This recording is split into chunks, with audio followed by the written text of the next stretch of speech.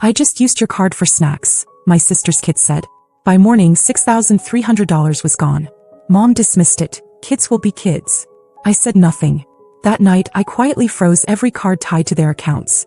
At 6 a.m., my sister opened her banking app and screamed, and 10 minutes later I got a call from. I barely managed to keep my emotions in check when I saw it. $6,300. Gone. Almost all the money I had left. And spent on absolute nonsense. I didn't cry, didn't scream. I just stared at my laptop screen feeling like my chest was being crushed. That money was supposed to last me through the month. I was already stretching things thin trying to support 5 people on one paycheck. Myself, my daughter, and my sister's entire family. I scrolled through the list of charges. Louis Vuitton. Zara. A pair of sneakers that cost more than my rent back when I was in college. High-end hair tools, niche skincare brands, and even a wellness retreat deposit that made me physically laugh. Not because it was funny, because it was absurd. My niece, 18, unemployed, had used my saved card details to go on a luxury shopping spree. She had no money of her own. He never had. And it wasn't an accident. I know that because of what she said earlier that evening. I got home a little after 8 p.m. Long day, back-to-back meetings at work. I was tired, hungry, and still had emails to answer. She was curled up on the couch in leggings and a hoodie, scrolling on her phone like she didn't have a care in the world. I asked her how her day was. She said, casually, that she used my card for some snacks and a few other things because it was saved in the Amazon account. I stopped walking. Asked her what she meant. She just shrugged. Said it like it was the most normal thing in the world. I just used your card for snacks, she said. It's not a big deal. I didn't argue. I didn't even say anything. I just went to my room and opened my laptop. The moment I saw the balance, I felt like I couldn't breathe. That card wasn't even for them. I'd been using it for emergencies. And slowly, because of them, those emergencies had become every week. Groceries, school supplies for my kid, gas for their car, the little things that added up. But this was a full-on attack on my life savings. And she said it like she borrowed a hairbrush. They had been living with me for 6 months. It was only supposed to be 2 weeks. My sister said they just needed to figure things out. Her husband had been laid off. She hadn't worked in years. Rent was too high. Their credit was trashed. I believed them. I let them move in. I fed them, paid for them, even let my daughter move into my room so their daughter could have her own space. Every week there was some new excuse, some reason they couldn't contribute. And every week I told myself it was temporary. But it wasn't temporary. It was comfortable, for them. At around midnight I knocked on their door. My sister opened it with this sleepy, annoyed face. I told her what happened. That her daughter had spent over $6,000. She blinked like it didn't even register. Then she said it. Kids will be kids. That was the moment something snapped in me. Not loudly, quietly, deeply. I said nothing else.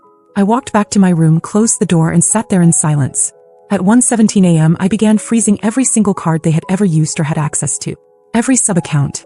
Every auto-login. I even contacted a few retailers to reverse or cancel pending purchases. One of them had already shipped, but I knew the return window was 14 days. I had time.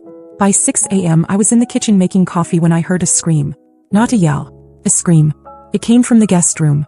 10 minutes later my phone rang. My sister's husband.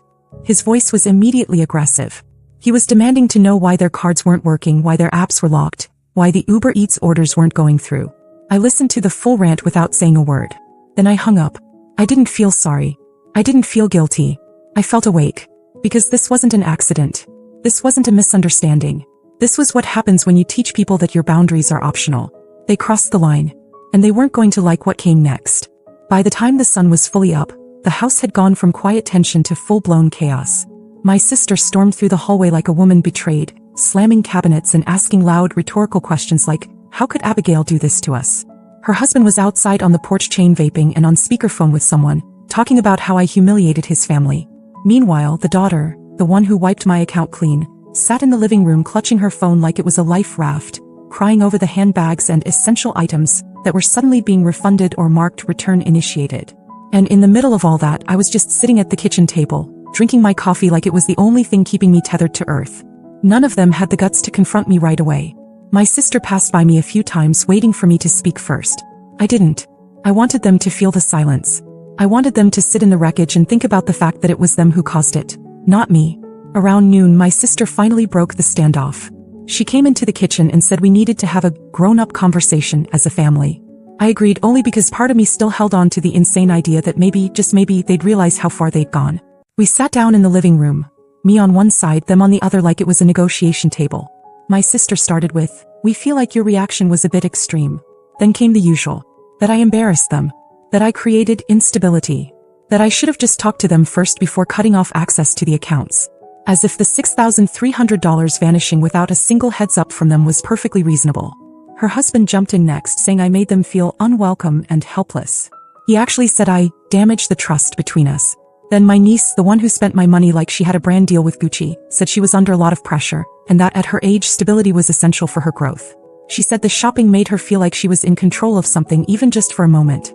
I just sat there listening, wondering if they'd all collectively lost their minds. They weren't ashamed. They were angry at me. I told them calmly that I had less than $300 to my name now.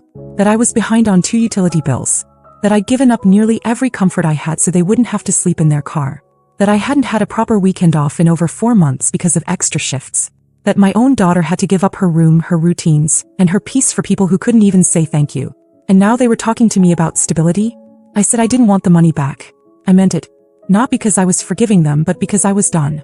Done expecting responsibility from people who lived like the world owed them something. Done making excuses for grown adults who thought kindness was a weakness. My sister started to cry. Her husband looked down. My niece didn't say anything, just got up and walked to her room. The next morning I left the house early. Got in the car and just drove. I didn't have a destination in mind. I just needed to be away. I grabbed a gas station coffee and parked in a grocery store lot, watching people go in and out like it was any normal day. I sat there for over an hour. When I came back, there was an envelope on the kitchen counter. It had my name on it, written in rushed handwriting. Inside was a note that said, "We're sorry. We'll fix it." No money. No plan. No next steps. Just 7 words on a piece of paper. That's when it really sank in. They weren't going to fix anything. Because in their heads they hadn't broken anything. And that meant I had to be the one to change everything. The envelope on the kitchen counter sat there for 2 full days before I even touched it again. I read the note once and left it there. "We're sorry. We'll fix it." That's all it said. No explanation. No money. No plan. Just a vague promise, like that was supposed to patch over the fact that they had drained my account and still hadn't done a damn thing to make it right. They tiptoed around me for a while after that. I think they believed they were being considerate. Quiet in the mornings, dishes done, shoes off at the door. But all of it felt hollow. Like they were just waiting for my mood to pass. Like they'd ridden out storms before and this would be no different. But this time was different. I was watching them now, really watching. My niece was still waking up past 10 every day, sitting cross-legged on the couch, scrolling non-stop and shopping online with whatever money she had left from God knows where. Still no job. Still no effort. She asked me one afternoon if I'd help her rebuild her Amazon cart, because everything got refunded. I walked away before I said something I'd regret. My sister was trying harder to act productive. She mentioned sending out a few applications but couldn't remember where. Said she was looking into remote opportunities, but spent most of her time rewatching old shows on her laptop. Her husband, meanwhile, spent the majority of his time in the garage, hiding behind the excuse of job hunting, while vaping and watching YouTube videos. It was surreal. Like I was living in a simulation where nobody could see the wreckage except me. So one night after work, I stayed up late at the dining table and made a plan. I printed out job listings from 3 local websites. Entry-level stuff, nothing fancy, just a way to get their feet in the door and start making money again. I sorted them by skill level, made little notes about which ones might be a good match for each of them. I even wrote down the bus routes for the ones they could get to without needing my car. The next day I called a house meeting. Told them I had something to share and asked for 15 minutes of their time. They sat down looking more annoyed than curious. I started by saying I wasn't looking to punish anyone. That I knew things had been hard and I understood the pressure they were under. But that I couldn't carry 5 people on one salary anymore. I said I'd printed out job opportunities for each of them, things they could apply for this week. That if they took action now we could move forward. Together. My sister didn't say much. He kept nodding but not really looking at me. Her husband leaned back on the couch and said he appreciated the effort but that it's not that simple. That there were other factors I wasn't considering. I asked him what those were. He didn't answer. Then came the worst part. My niece rolled her eyes, picked up the job listings, glanced at the paper like it was a joke, then stood up and dropped them in the trash. She said, "I'm not going to work at some fast food place like I'm 16. I'm not desperate." I looked at her, then at my sister. Nothing. They just let it happen. No one corrected her. No one apologized. No one pulled her aside later. It was just normal to them. I went to bed without saying another word. But that night, lying in the dark, I realized that the person I'd become over the last 6 months, the one who kept giving, sacrificing, stretching herself thin, she had to disappear. Because they weren't just taking money anymore. They were taking pieces of me. And I had one final move left. That night I barely slept. I was too aware of how everything in that house had turned upside down. It wasn't just money anymore. It was the disrespect, the entitlement, the way they looked at me like I was in their way for trying to help them stand on their own 2 feet. I kept thinking about my niece's words. I'm not desperate. After dumping the job listings into the trash like they were a menu she didn't like. By morning, I knew what I had to do. First thing, I called into work and took a personal day. Then I started gathering receipts. Return windows were closing and I wasn't going to let that money slip away. Most of the big-ticket items my niece ordered hadn't even been opened yet. Still in their boxes, sitting in the corner of her room like trophies. I didn't ask for permission. I just packed them into the trunk of my car. She didn't even notice. She was in the backyard on FaceTime laughing about something with a friend. I heard her say the words, "She's still mad about the card thing," and then laugh like I was some uptight idiot who couldn't take a joke. I drove straight to the high-end boutique downtown and returned the handbag first. They asked if I was the original purchaser. I said yes. No questions. Refund processed. $1,199 back to my account. Then Sephora, the Nike store, and a small online boutique with a physical location across the city. I spent 5 hours driving around, returning every last thing I could. By the end of the day, I'd recovered nearly $4,500. I came home exhausted but calmer than I'd felt in weeks.